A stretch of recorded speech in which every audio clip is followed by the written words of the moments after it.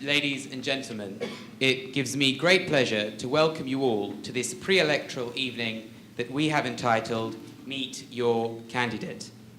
We have with us tonight starting from left to right as you see it, Miss Michel of the Greens, Baroness Cox of Queensberry of the House of Lords, Nicolas Tavitian, our moderator this evening, the AGBU's man in Europe, and Jonathan Fryer of the Liberal Democrats. I'm delighted that the MEP candidates and Lady Cox have accepted our invitation to take part in this panel tonight, and it's regrettable that the Conservative Party couldn't find somebody available to join us. The EU is an important part of the government of Europe today. It stands for the rule of law, for international cooperation, for democracy, and for the freedom to trade. At the same time, however, it can be remote from the citizens of Europe and not always accountable. So, it is in the spirit of active citizenship that the Armenian General Benevolent Union has taken the initiative of this dialogue with our future members of Parliament. Armenians across Europe have a particular interest because we are spread over the entire continent and because many of the European Union's policies have a momentous impact for us as citizens of Europe as well as for the Republic of Armenia. This spring, AGBU has across Europe written to all the parties fielding candidates for the election and asked them 7 questions. These questions reflect widespread preoccupations among Armenians, but also reflect actions which are within the EU's powers. The 7 questions, which will be dealt with tonight, are as follows. Under the relationship between Armenia and the EU, in your opinion, should Armenia be allowed to join the EU once it fulfills all the criteria for accession? Under culture and education, should the EU provide support for the development of the Armenian diaspora's culture and education inside the European Union? Under Armenian heritage in Turkey, should the EU work to ensure that Turkey begins to rescue the still considerable Armenian heritage, particularly built heritage, which remains in that country? Regional cooperation in the South Caucasus. Should the European Union press for genuine regional cooperation and open borders between neighbours in the Caucasus, including Russia, Iran and Turkey? Should the EU press the Turkish Republic to end the current blockade and to fully establish diplomatic and trade relations with Armenia? Nagorno-Karabakh and the European Union. What measures, if any, should the EU take to help prevent the resumption of war in Nagorno-Karabakh? Still, under Karabakh, do you favour the EU providing some humanitarian and development aid to Nagorno-Karabakh in the short term, as it has done to other unrecognised states such as Abkhazia and South Ossetia? And finally, under Turkey and the Armenian genocide, do you agree with the terms of the European Parliament's 1987 resolution, reiterated several times in recent years, according to which the refusal of the present Turkish government to acknowledge the genocide against the Armenian people committed by the Young Turk government are insurmountable obstacles to consideration of the possibility of Turkey's accession to the community? Now, we hope that the panel will explore these questions and that you, as an audience, will participate when the time comes. And with that, I shall pass you over to Nicolas Tavitian. Thank you.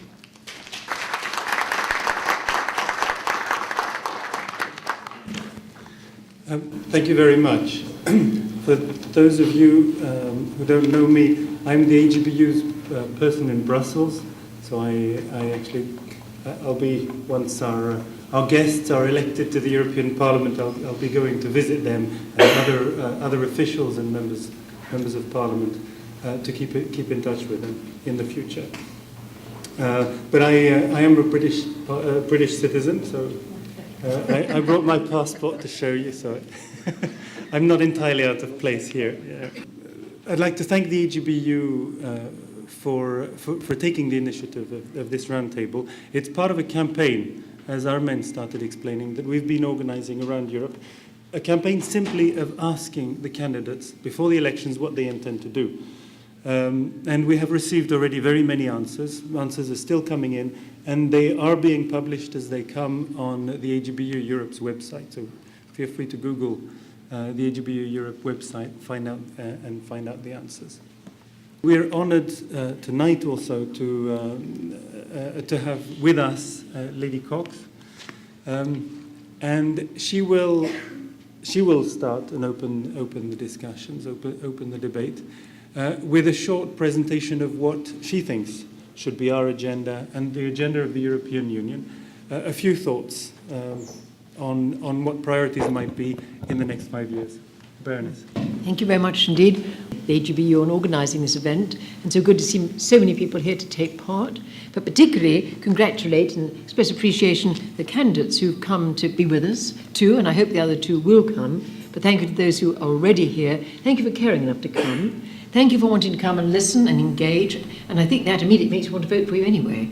So it is very good that you are here, and it really does, I think, mean a lot in terms of willingness to listen, to be accountable, and to engage with a very historic nation and people who have suffered a great deal over history and indeed up to recent times. So very briefly, if I can introduce myself to people who do not know me at this table, I can in no way claim to be impartial. I certainly began my engagement with Armenia totally impartially. In May 1991, when I was attending a conference in Moscow, I was helping to organize a conference in Moscow, organized by the very famous human rights activist Yana Sakharov. And as I was chairing one of the groups in that conference, I had in my group someone who represented the people of a place I'd never heard of in my life, called Nagorno-Karabakh. And if when it comes to answering questions on this subject you can't pronounce Nagorno-Karabakh, don't worry, lots of people can't, and it took me a long time to practice how to say it properly.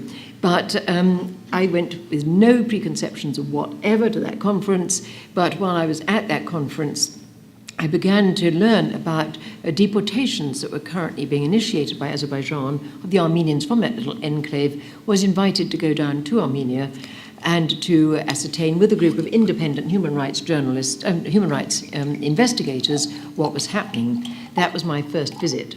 In the field of advocacy and human rights, I'm sure my good friends will agree, you always have to hear both points of view. So my second visit to the region was actually to Azerbaijan, to meet the Azerbaijan leadership, hear what was happening in '91, and it was perfectly clear, and their own people stated it, as indeed two of their successive presidents, Michel and President Elchibey, they were carrying out attempted ethnic cleansing of the Armenians of Nagorno-Karabakh. So I went back and since been 67 times, and we're going next week on my 68th visit. Therefore, my contribution tonight really is born from experience that began with genuine impartiality, which has now become, I think, a convinced and on the basis of evidence, seen, witnessed from both sides, but increasingly, of course, from the Armenian side, testify to the fact that the Armenians certainly have not been the aggressors in any of the areas which I think are still on the agenda today, and I think they deserve a great deal of support politically and in the humanitarian fields. So that's just me, very briefly. Picking up on some of the questions which I know that you will be addressing in the 7 given to you, but putting some of those in a wider context, the issues that I would like very much to see raised in the European Parliament and putting them very briefly in their historical context. You've already had identification of the mention of the word of the issue of genocide. Genocide is certainly a matter of primary importance to diaspora, because so many are in diaspora precisely because of that genocide way back in